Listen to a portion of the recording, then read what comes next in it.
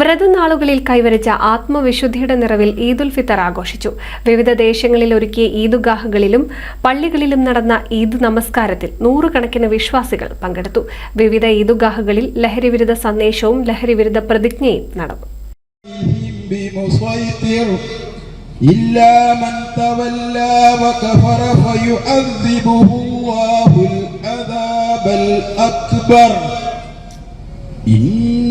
إن إلينا إيابهم ثم إن علينا حسابهم.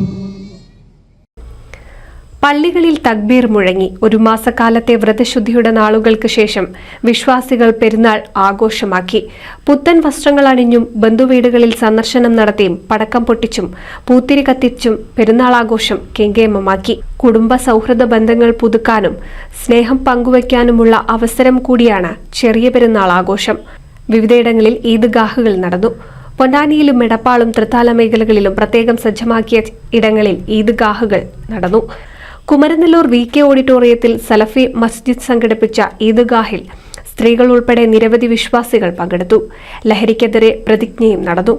ഈദ്ഗാഹിനും ലഹരിക്കെതിരെയുള്ള പ്രതിജ്ഞയ്ക്കും ഫൈസൽ ബാബു സലഫി നേതൃത്വം നൽകി. ഞാങ്ങാട്ടിരി ബദരിയ ജുമാ മസ്ജിദ് കമ്മിറ്റിയുടെ നേതൃത്വത്തിൽ ഈദ് ദിനത്തിൽ ലഹരിവിരുദ്ധ സന്ദേശവും ലഹരിവിരുദ്ധ പ്രതിജ്ഞയും എടുത്തു. മഹല്ല പ്രസിഡന്റ് AK ഷെരീഫ് അധ്യക്ഷനായി. ഖത്തീബ് മുഹമ്മദ് നൌഫൽ ഫൈസിയാലൂർ പരിപാടിയുടെ ഉദ്ഘാടനം നിർവഹിച്ചു. മദ്യവർജന സമിതി ജില്ലാ പ്രസിഡന്റ് ഹുസൈൻ തട്ടത്താഴത്ത് മുഖ്യപ്രഭാഷണം നടത്തി.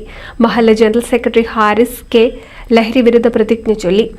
സൈനുൽ ആബ്ദീൻ തങ്ങൾ, മുസ്തഫ മുസ്ലിയാർ പുഴയ്ക്കൽ, ട്രഷറർ ഫല്ല റഹ്മാൻ ചുളിയിൽ എന്നിവരും മറ്റ് കമ്മിറ്റി അംഗങ്ങളും പരിപാടിക്ക് നേതൃത്വം നൽകി. ചങ്ങരകുളം മേലെ സംയുക്ത ഈദ്ഗാഹ് കമ്മിറ്റിയുടെ നേതൃത്വത്തിലും പെരുന്നാൾ നമസ്കാരം നടന്നു. വളയംകുളം MVM സ്കൂൾ മൈതാനത്ത് നടന്ന നമസ്കാരത്തിന് ജമാഅത്തെ ഇസ്ലാമി പണ്ഡിതനും അൻസാർ സ്കൂൾ ക്യാമ്പസ് ഖത്തീബുമായ മുഹമ്മദ് ഉമരി ഈദ്ഗാഹിന് നേതൃത്വം നൽകി. ഞാനും നിങ്ങളുമെല്ലാം ആശങ്കകളിലായിരുന്നു. ആശങ്കകൾ എന്ന് പറയുന്നത് ചിലരെ സംബന്ധിച്ചിടത്തോളം 2, 3, 4 ഒക്കെ നേരം പകരം മരുന്ന് കഴിക്കേണ്ടതുണ്ട്. അത് മാറ്റാൻ പറ്റില്ല. അപ്പൊ എങ്ങനെയായിരിക്കും പടച്ചതമ്പുരാനെ നമ്മൾ നോമ്പെടുക്കുക? അങ്ങനെ ചിന്തിച്ച ആളുകൾ നമ്മുടെ കൂട്ടത്തിലുണ്ട്.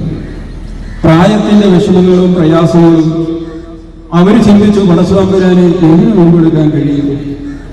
വളരെ ദീർഘമായി യാത്ര ചെയ്ത് കഠിനാധ്വാനം ചെയ്യുന്ന ചില സഹോദരങ്ങളുണ്ട്.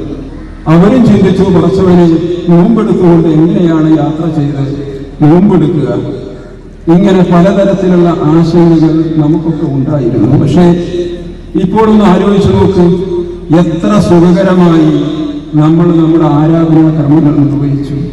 ആയിരങ്ങൾ നമസ്കാരത്തിൽ പങ്കെടുത്തു. News desk NCV.